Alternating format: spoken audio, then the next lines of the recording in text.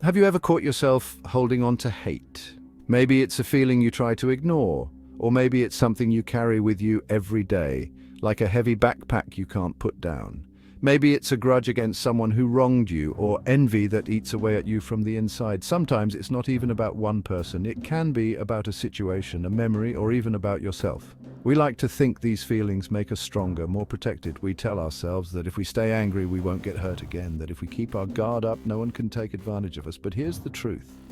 Hate isn't a shield. It's a wrecking ball. It doesn't just keep pain out, it smashes everything in its path, including the good things in our lives. Hate is powerful, sure. It gives us energy, it can make us feel alive, even justified in the heat of the moment. But that energy is dark and corrosive. It eats away at our happiness, our peace, and even our health. It's like drinking poison and expecting someone else to get sick. When I feed it, I can feel it spreading through my thoughts, twisting the way I see the world. Suddenly everything feels a little darker, a little heavier. Little by little, it changes me. Suddenly, I'm less patient. I find myself snapping at people who don't deserve it, letting small annoyances turn into big problems. I snap at people I care about. Relationships start to suffer and the distance between me and others grows. I lose sleep replaying arguments that happened months ago. My mind replays every detail, every word, as if reliving it will somehow change the outcome. But why does hate feel so powerful in the first place? Why does it seem to take over so easily, even when we know it's hurting us? It's because our brains are wired to remember pain. Emotional wounds leave deep marks, and our minds hold onto them as a way to protect us from future harm. It's a survival thing. Holding on to negative emotions made our ancestors more alert to danger.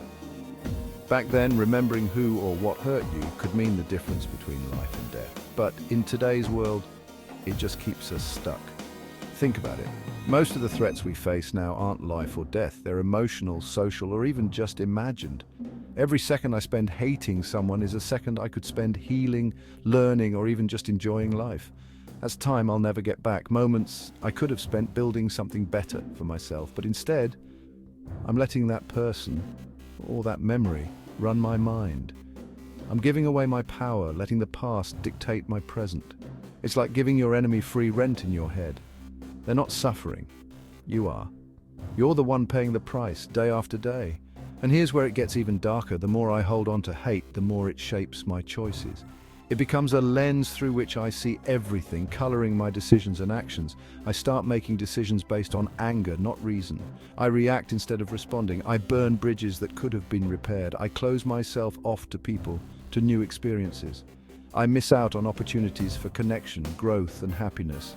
I start to expect the worst, and no surprise, I find it everywhere I look.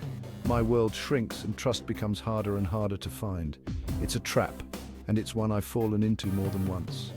The cycle repeats, and breaking free feels impossible. But here's what nobody tells you. Letting go of hate isn't about being weak. It's not about forgetting what happened or pretending it didn't hurt. It's about choosing your own peace over someone else's poison. It's about reclaiming your energy and deciding what you want to carry forward. It takes real strength to move forward, to forgive, or just to drop the weight you've been carrying. It's not easy, but it's worth it. So if you're holding on to something right now, anger, jealousy, bitterness, ask yourself, is it really helping, or is it destroying you from the inside out? What would your life look like if you let it go, even just a little? Negative emotions are inevitable, but they don't have to define us. We can acknowledge them, learn from them, and then choose a different path. Every day I get to decide whether to feed the darkness or to let in a little light. Even the smallest act of kindness, forgiveness, or self-care can start to shift things. The choice is mine, and it's yours too. We can choose to break the cycle, to heal, and to create a life that isn't ruled by hate, but by hope.